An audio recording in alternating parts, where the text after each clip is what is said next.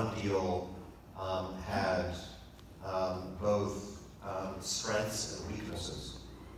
The strength was that it did effectively deny or delay Iran's push to acquire a nuclear weapon. There's no question about that.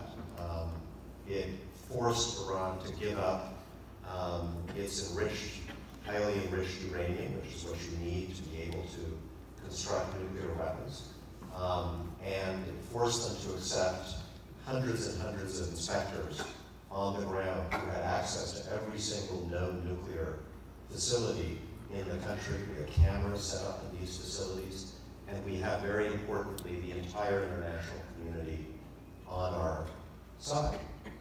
The weakness of the Iran deal was that it did not deal with Iran's support for terrorism, for groups like Hezbollah. It did not deal with Iran's development of ballistic missiles, which threatened its neighbors, including Israel.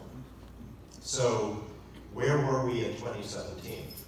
Knowing these weaknesses, our European allies came to the Trump administration and said, you know what, you're right.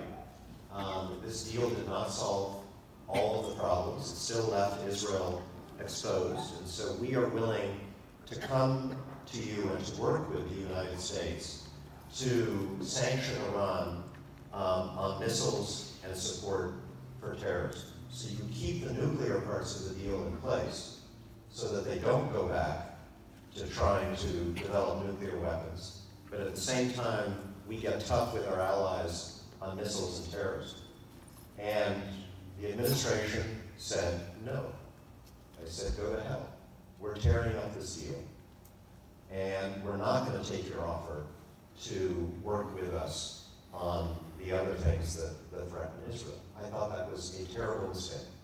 There are many people who opposed the initial Iran deal because they felt it wasn't strong enough on those other issues, but who felt it was a terrible mistake to tear it up once it was in place. Now, where are we? We've torn up the deal. We reimposed sanctions on Iran.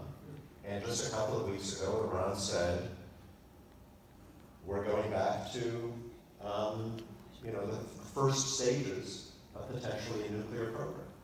That does not make the United States safer. It certainly does not make Israel safer.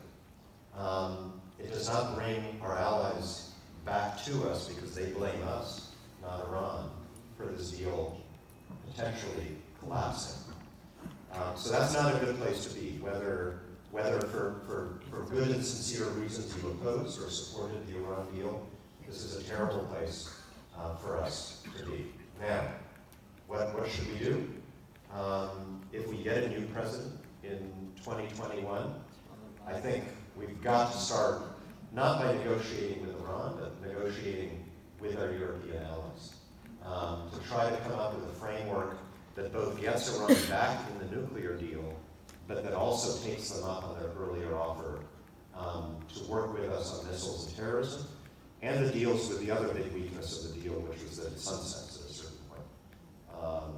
We can't allow that deal to sunset. We can't say, all right, you can't have nuclear weapons for 10 or 20 years, and after that, it's okay. This has to be permanent. There is absolutely no way we can ever accept Iran having a nuclear